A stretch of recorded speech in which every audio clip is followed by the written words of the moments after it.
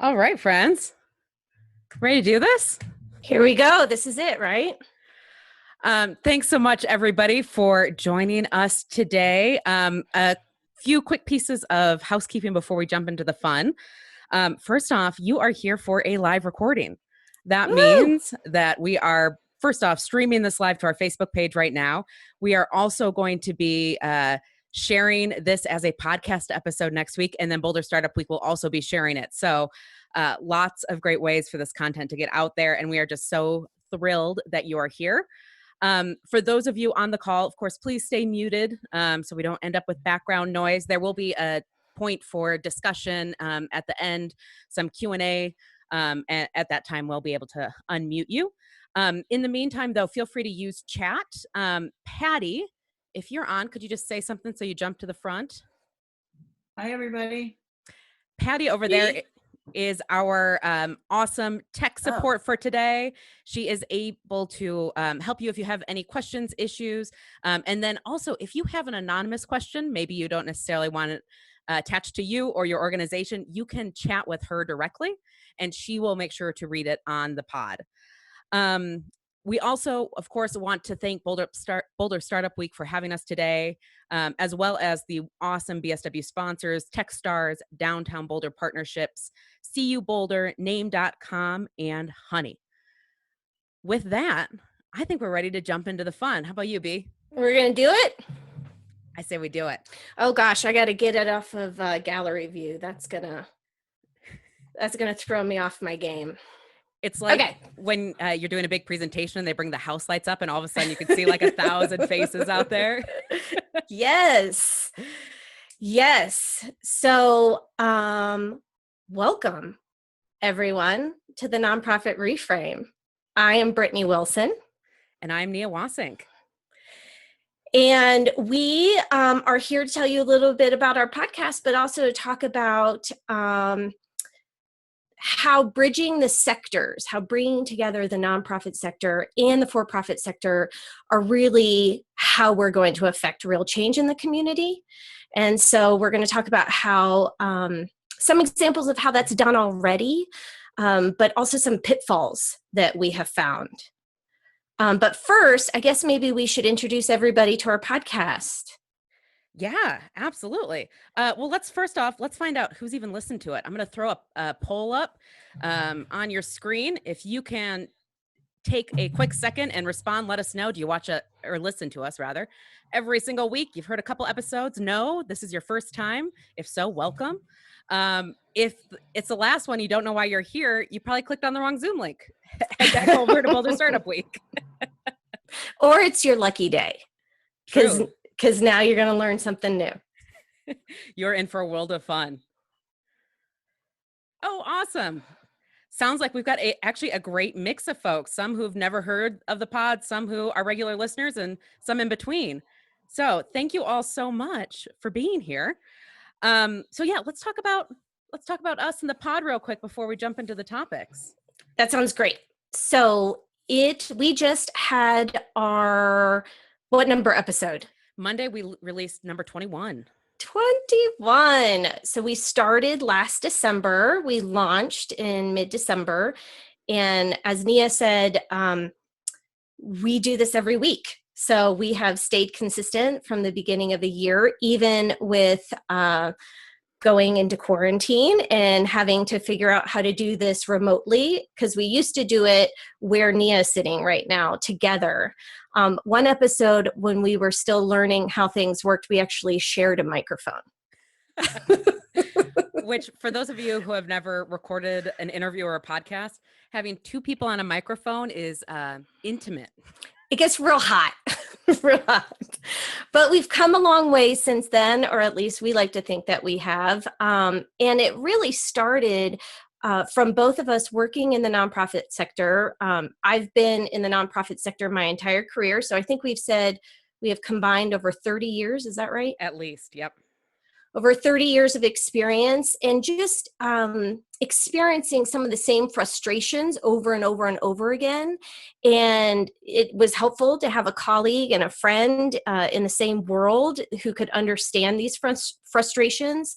But we used it kind of for catharsis. Yeah. Well, it's kind of started as a mantra. Like we would call each other, tell each other these stories of something that happened in our day. And it was like, that's another podcast episode, until it actually became a podcast episode. So we collected ideas, and once we had over 50, we had 54.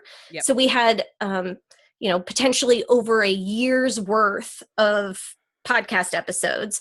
We said, okay, we actually have to do it. Mm-hmm.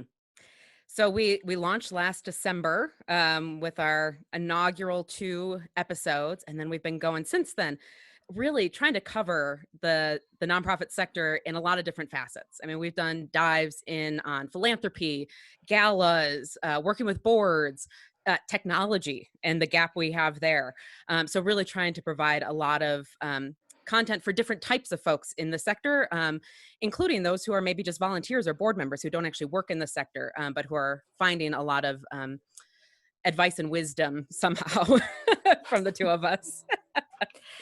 And of course, we try to do it all with humor. So we do talk about some sticky subjects, maybe some darker sides of the sector that not a lot of people talk about. And really that was the point of it, was to have a platform where we could do some truth telling. We could shine some light into those darker areas. We could have fun while we did it. And honestly, we wanted it to be as if you were sitting in a living room with both of us and we were just all having a conversation. So that being said, sometimes there's some colorful language, which we are going to put on pause. We'll be on our best behavior today. Only for Boulder Startup Week will we do that. But that is just a little note of warning in case you do tune into the podcast. But, it's real. And that is the goal of it, to be real. Mm-hmm. I ran into a listener at the grocery store this week, both of us fully masked. And she said that her favorite part is that every Monday when she gets her new podcast in her app, she sees the big E for explicit next to ours.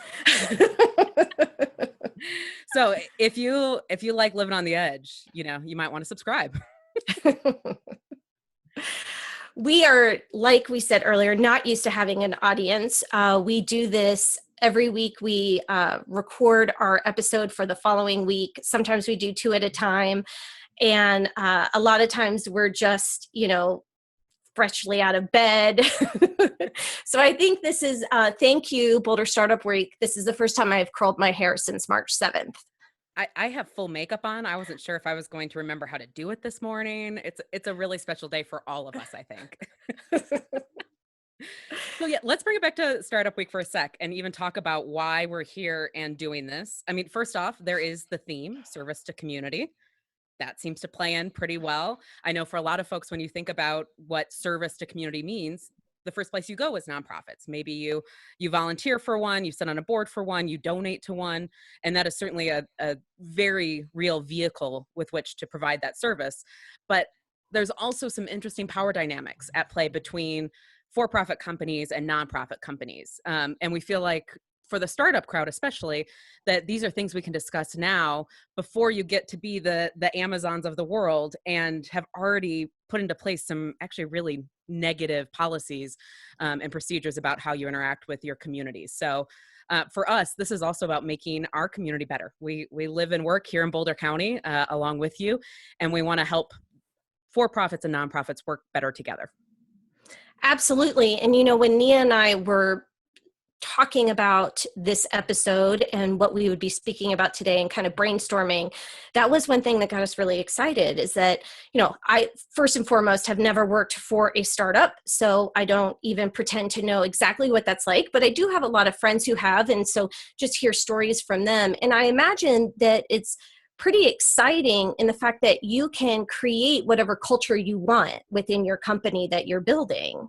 And so this is a great opportunity through this conversation today, that if that is going to be a value of your company, to provide service to the community in which you're living in and your staff is living in, then maybe you can get some ideas today and things to incorporate in that. Absolutely. Well, let's take a quick second, find out who you all are. I'm going to throw up another poll So if you're a nonprofit staff, a board member, volunteer, donor, nonprofit curious, you maybe fill a few different roles, and that's okay. Just pick the most predominant one for you. Oh, wow. Looks like we've got another great mix of folks. Oh, this is fantastic. Thank you all so much. We've got a few nonprofit staff members, board members, volunteers, donors, and even just the nonprofit curious. Awesome. Welcome. Oh, that's great. Good. So where do we want to start? Well, let's start with maybe some things that startups can learn from nonprofits. The nonprofit sector is vast, but yet actually the majority of them are considered startups. The largest proportion of nonprofits have annual revenue of under $500,000, and yet are asked to do a lot. And we have a ton of them in Boulder County. Yeah, actually, per capita here in Boulder County, we have one of the most dense nonprofit sectors, which of course means we have a lot of competition, whether it be for donors or volunteers, but also that we've got a lot of services available to our community. Well, and one of the things that we were discussing when we were brainstorming again for this episode was that we imagine, and tell us if we're wrong, we imagine that when you're starting a business with a startup, maybe you have kind of this initial influx of capital to get it going, but then, you're not really sure, you're not really driving a profit just yet. And so you're kind of working with limited capacity until you get things off the ground, which reminded us a lot about nonprofits. And, the fact that we always joke in the industry of, you wear 10 different hats. And so, be careful if, you're hired for volunteer management, but you have an inclination to tech. Now, all of a sudden, you're the resident IT person at the nonprofit. And by inclination to tech, we mean how to power on a computer. Yeah, unplug, restart, turn it back on. Great. You're now our IT person. And so that maybe it might be similar in a startup that you have multiple roles until you can scale to the point that you can hire people to fill in those different areas. And so that's something that nonprofits are experts at. Absolutely. We know how to do a million different things under one job description. One of the great philosophers in the sector, Voulet, and those of us who are in nonprofits know he's not a philosopher. He's just an advocate on behalf of the sector. He often talks about kind of the funding dynamics that cause that. So, here's a $5,000 grant. Now go solve poverty. You're like, oh, okay, that's not how that works. But it does then result in this great scrappiness where nonprofits learn how to make things work and how to have incredible things occur in their community despite such limited resources. Now, the flip side of that, of course, is that there's burnout and really high burnout in the sector as a whole. Exactly. And so, I imagine that when you're starting in a business, a startup, that, there's this light at the end of the tunnel that you're trying to get to. And you probably get there a little bit quicker than we do as nonprofits. But that there is the possibility that you could burn your staff out at the beginning. And so having a culture that is aware of that and supportive of that, which a lot of nonprofits have, could be beneficial. Mm-hmm. Absolutely. I think another thing that that startups or small for-profit companies can learn from nonprofits is the way that nonprofits stay so mission focused. I mean, part of it is in just the regulations. You have to have a mission statement. It has to be sent to all these different entities like the IRS, and then you have to really follow it. And so in some ways that helps detract from the shiny object syndrome, as I call it. We're doing great work over here, and then, this shiny thing happens over there. And so we run and go do it. And if we really stick to our mission, that doesn't happen. And that's what we see, unfortunately, a lot of startups do. They get distracted by an opportunity that maybe isn't exactly in their wheelhouse, isn't what they had wanted to do, and they run after it and potentially lose what, that special sauce that they were working towards. And I think nonprofits do a really nice job of staying focused on their mission. When we do strategic planning, that that's the thing that goes above everything on the board, so that every decision we make comes back to that mission and ensuring that we're able to do it through whatever decisions we make. I also think that something that nonprofits do is obviously being resourceful. We talked about it, having a lot of different jobs, but also doing it with limited resources, with limited, not only human capacity, but also with limited budget. Mm-hmm. And so sometimes, and we talk about this on the podcast all the time, and I know it's kind of my soapbox that I tend to jump up on, is recognizing that there are really talented, smart, just savvy individuals working at nonprofits. And it maybe is not that they don't know how to do X, Y, and Z. It's just that they don't have the capacity to do that. And so they find ways around it. I mean, you're lucky sometimes at a nonprofit if you even have a marketing budget. Right. What's that? Or it's, $5,000 for the year, Mm-hmm. So really being able to look at where you get the best bang for your buck, where you can stretch your money, and also the relationships, the way nonprofits rely on relationships to further awareness of their mission, and be able to spread the word around the community. Yeah, I want to go back to that first thing you said there, Brittany. It made me think of this story. So I was the executive director of a small nonprofit in Boulder, human services nonprofit, so directly supporting people in some way, shape, or form. And I think this is a helpful context for those of you who don't work in the sector itself. When you're doing human services work and people's lives are actually impacted very directly by the work you do, that's the quickest way to upend any plans you had. So I get this email from a board member saying, hey, your board report was due yesterday. Why haven't I seen it yet? And getting upset with me as their executive director. And I have to tell them, we have a family in crisis, right? Like, I have been working to ensure that this child has a safe place to live today. And so in these kinds of nonprofits, that kind of programming is going to push everything else to the side. Oh yeah, I had this great PR opportunity to talk to the newspaper and get some publicity. Oh, well, but now I've got a kid over here who needs direct support in this moment.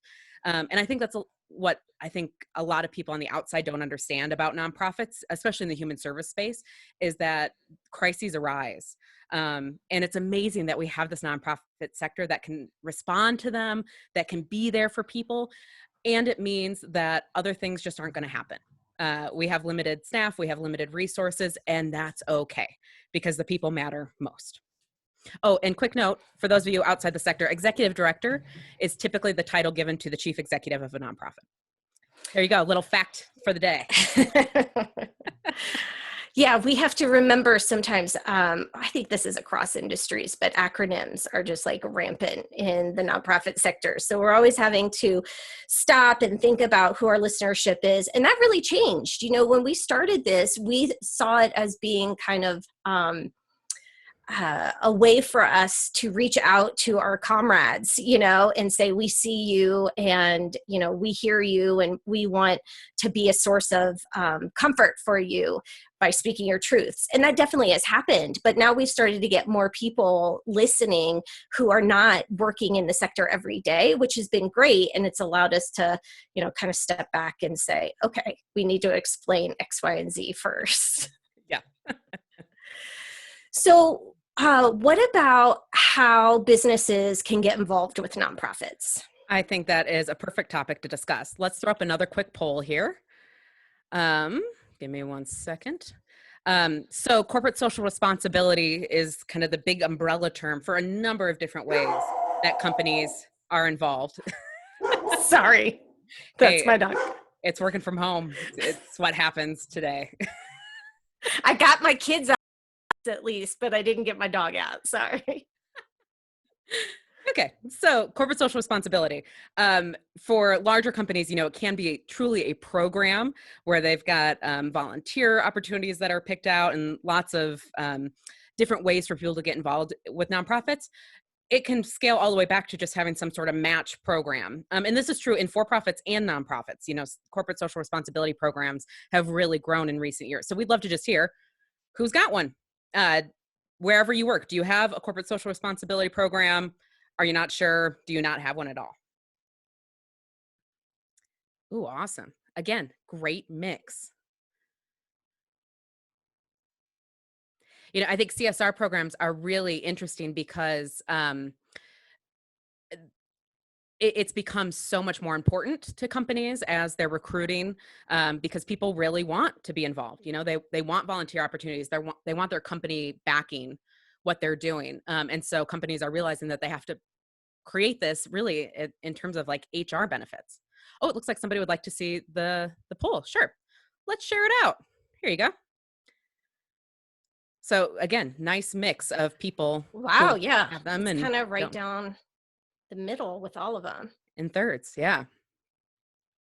So we thought it would be helpful to talk a little bit about what makes for good volunteers, donors, either as individuals. I know some of you said that that's how you're involved with the sector, and as corporate involvement. And when we say corporate, we really just mean any for-profit company. That's not a specific size designation. So let's get honest. We need you. We need you. The sector needs you, right? We need the for-profit community to support us. But that being said, bringing it back to the power dynamic that Nia brought up earlier, and that also has become kind of a running theme in all of our different episodes, is where is the power dynamic? So while we do need the for-profit community, we also need you to understand our needs first. Yeah, that's a big issue. So we know that companies are so well-intentioned when they want to make partnerships with nonprofits, and we are grateful for that intention. The reality is, though, that sometimes it ends up putting a severe burden on the nonprofits. Actually, Brittny, I think you have a great story that illustrates this. Uh-oh, which one? The volunteer day with the shed.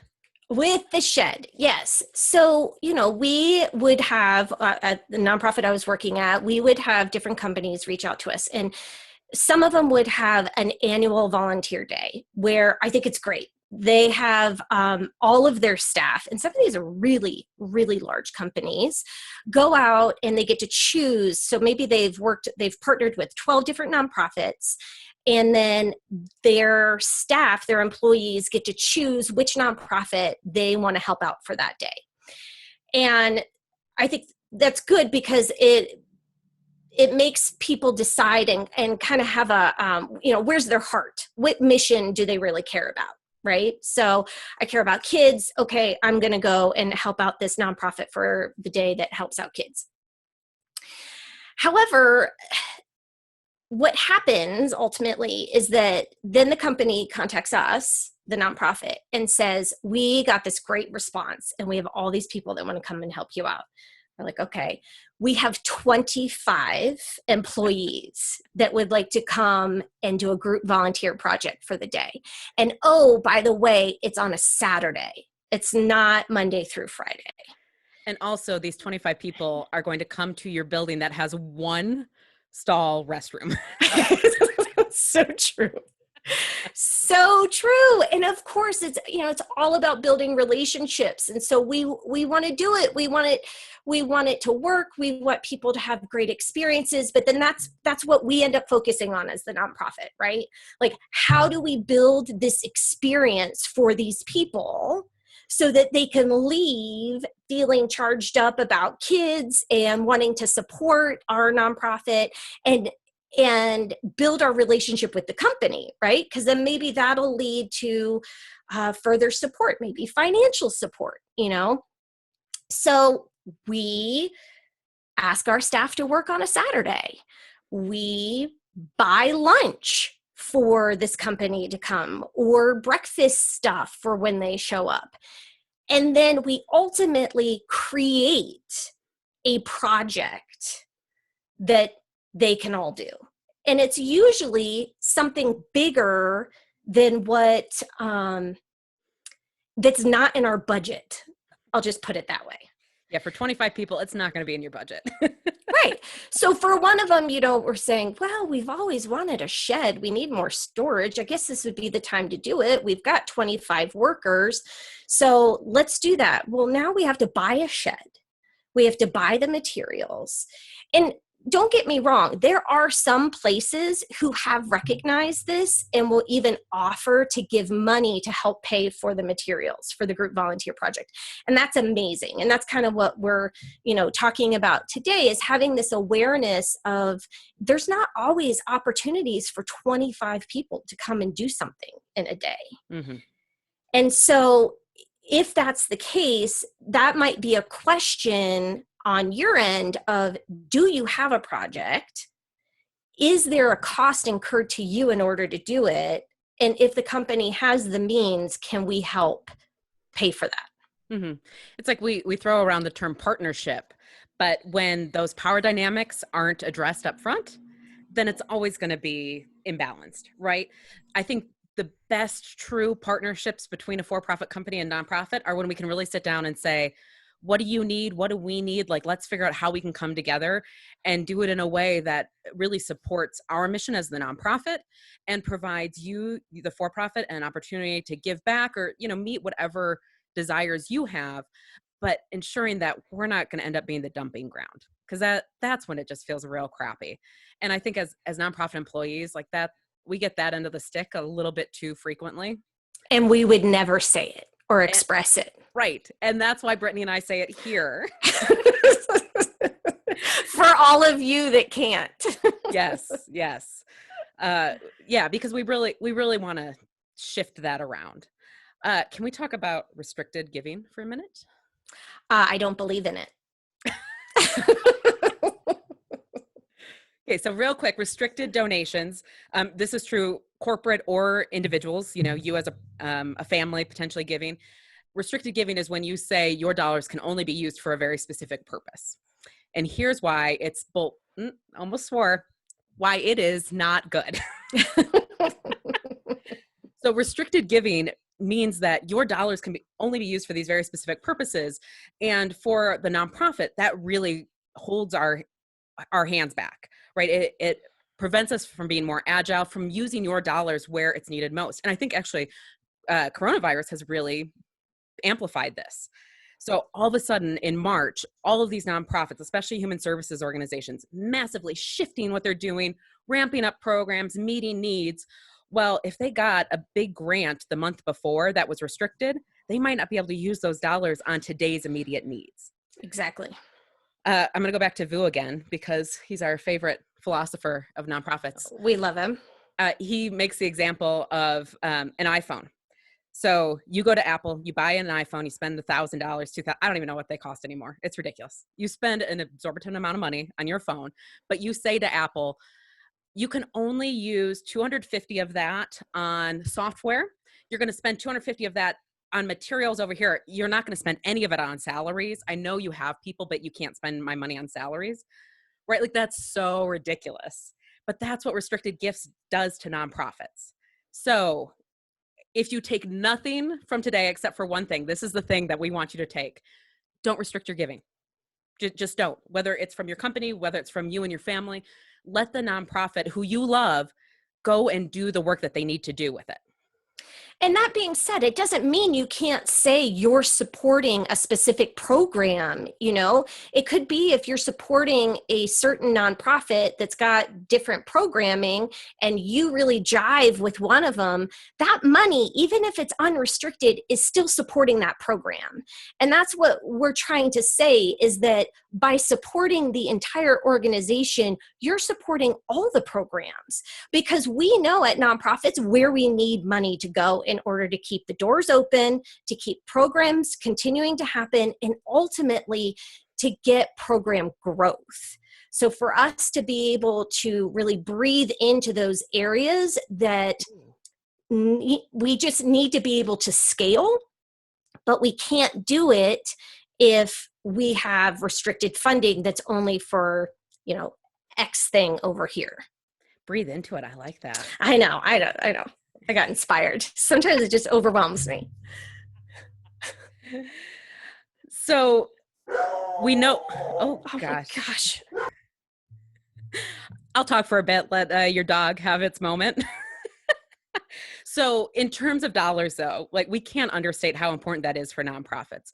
And I think it's also helpful to think about the ways in which companies moving into a community has a real ripple effect on that community. Here in Boulder, we had a major tech company come to town, bring in a ton of employees that bumped up housing prices. And so what did that do to those at the lowest levels who were maybe already on the edges? It pushed them out, right? They couldn't afford to live there anymore. So of course, we're so happy when companies move in and it supports the economy, but there are ripple effects that our nonprofits then have to pick up the pieces of.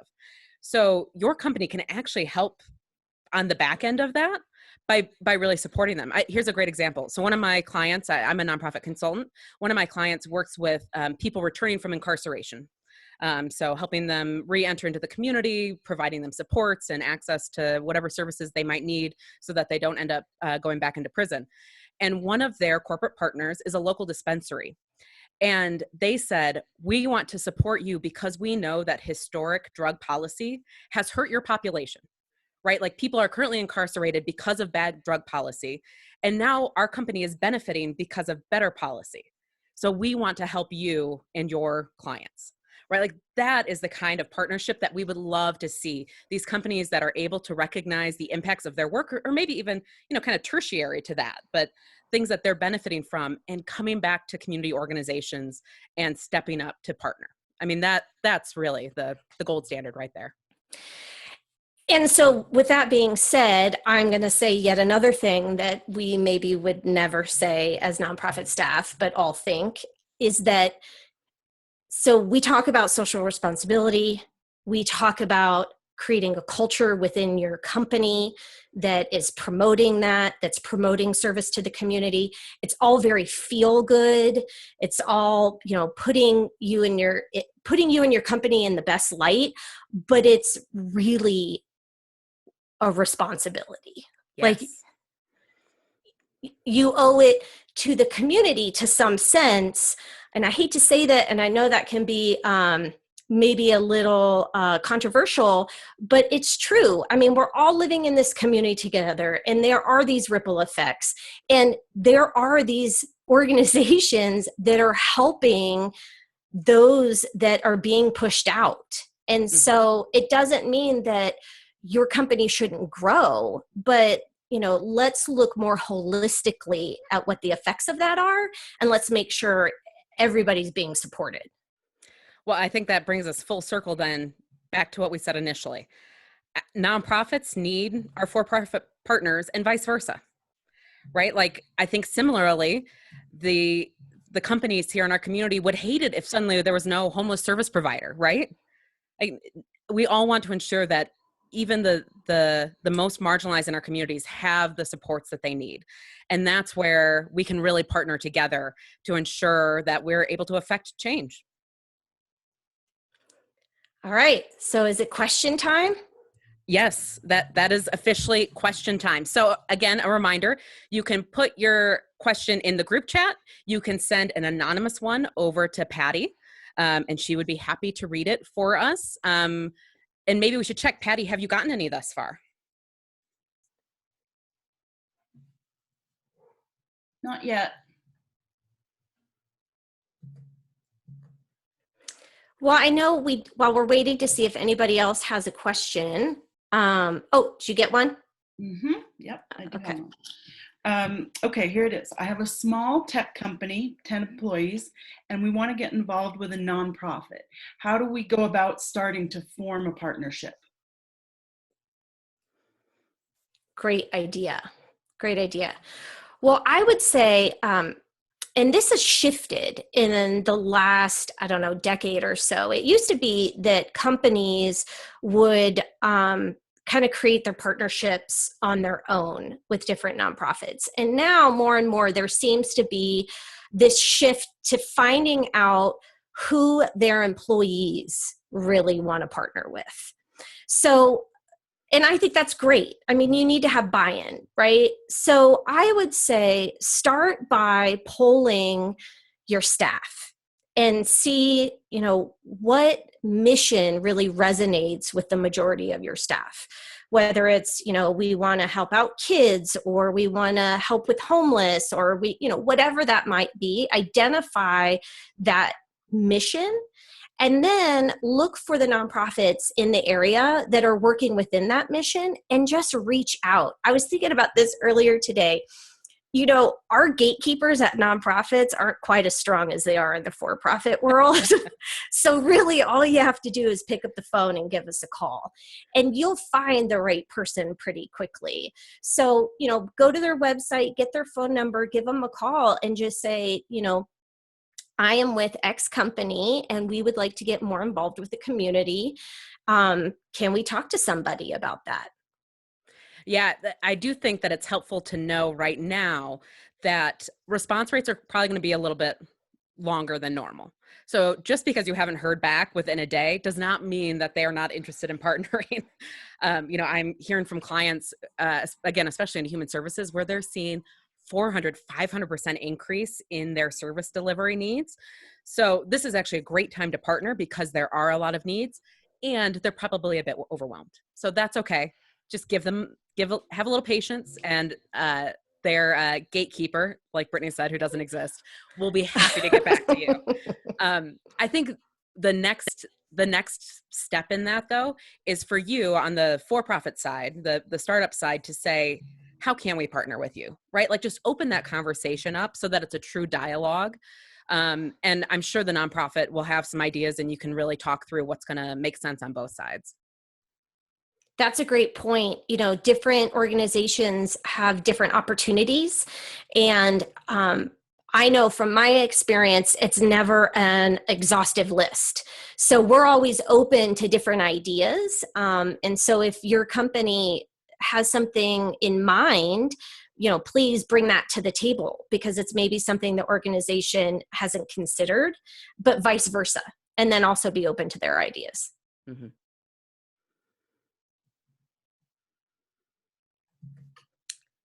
We have another question in the chat. This one's broad. I'm thinking of starting a nonprofit. Where do I start? Okay. So we love you. Whoever you are, very well-intentioned person. Generally speaking, we don't recommend starting a nonprofit for a few important reasons. And we're not saying that your idea isn't good, but maybe just a way to kind of transition that. There are a lot of nonprofits, especially here. Like we said, there's over 2,000 nonprofits just here in Boulder County. And you end up with a lot of organizations with very similar service models. They're serving the same kind of people with similar services, but there might be just like one aspect that's a little different. And so they are two different nonprofits. And then they end up competing for all the same resources. So for you and whatever your idea might be, my recommendation would actually be to start and look at who else is doing something similar and talk up to them to see if maybe it's a program they could add.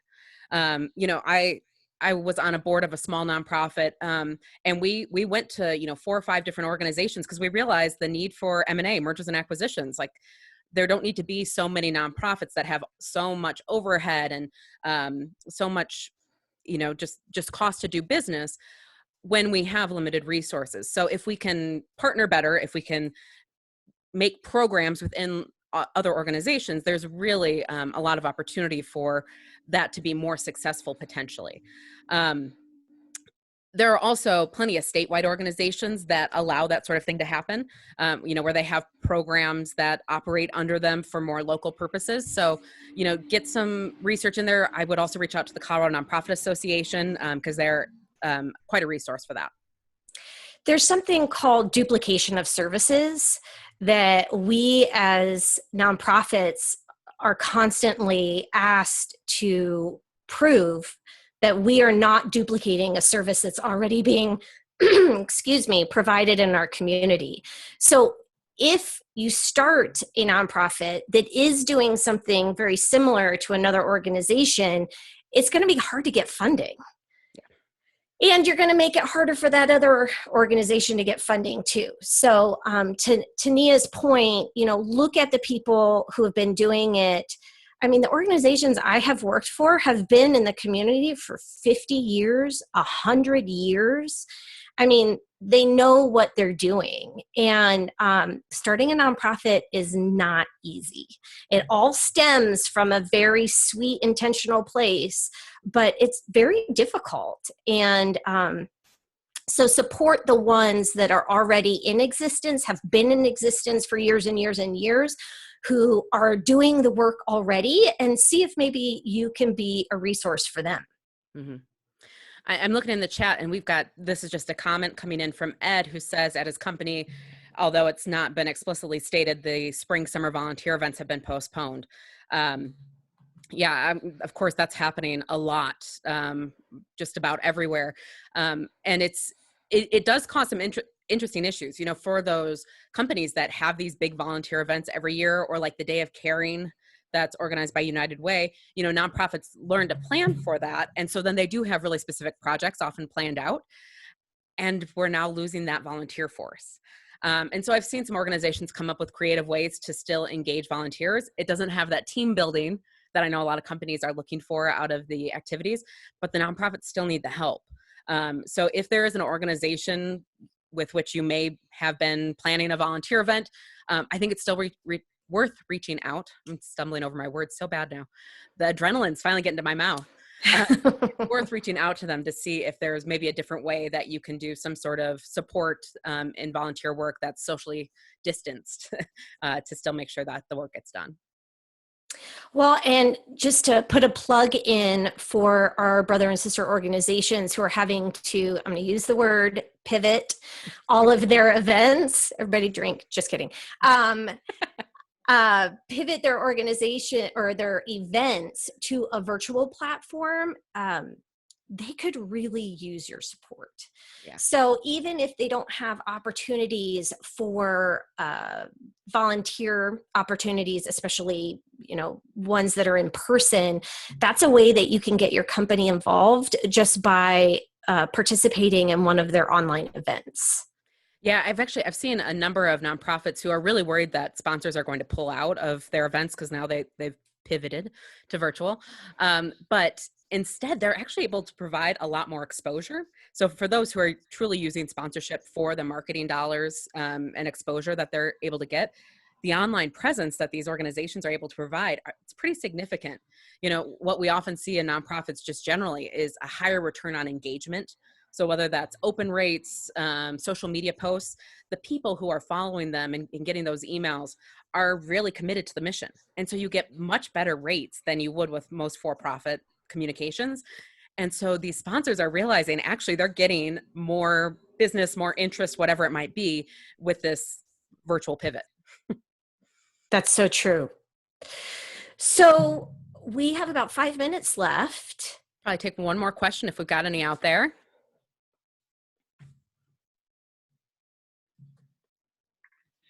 Well, there's one more that kind of goes back to the partnership discussion earlier.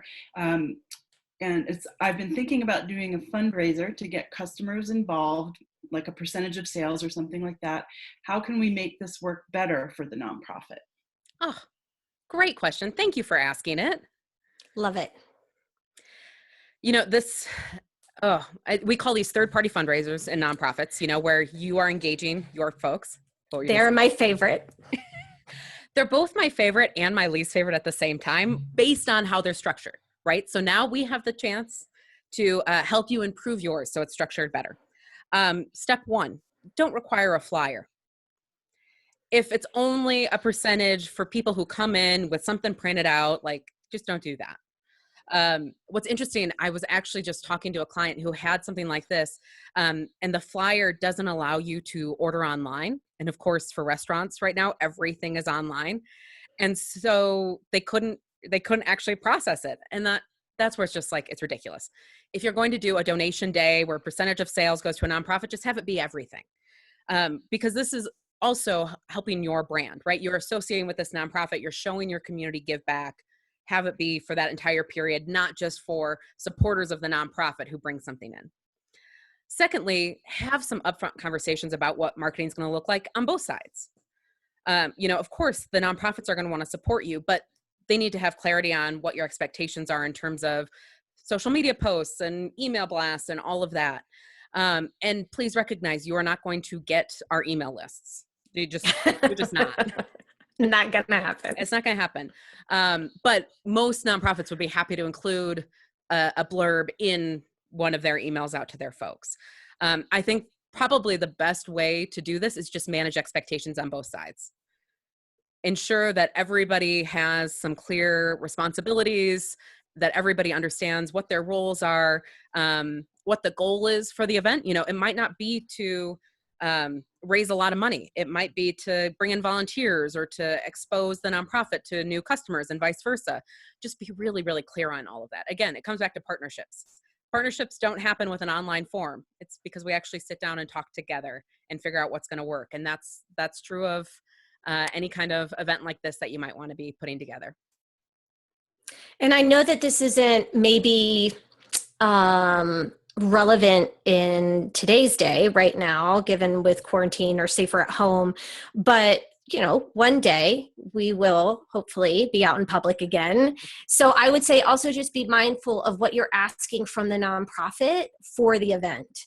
So if you're saying, well, we're going to offer this and it's going to be at our location and it's again on a Saturday or a Sunday and it's an all-day event, if the expectation is that the nonprofit is going to have a booth there all day on a Saturday, what is the realities that they're actually going to have fruitful interactions for their nonprofit?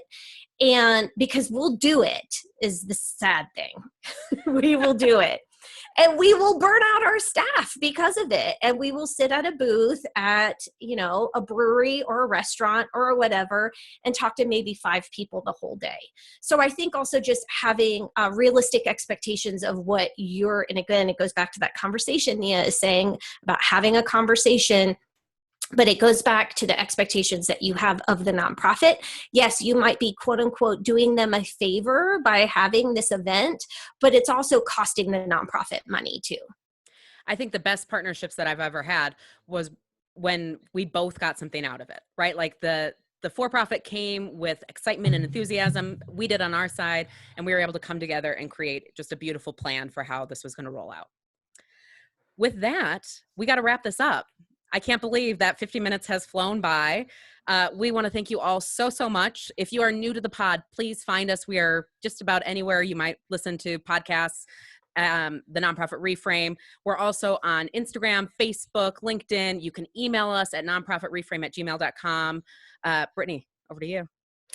Well, and I say this, I end every podcast episode with this. Above all else, while we love having the volunteer work, we need money.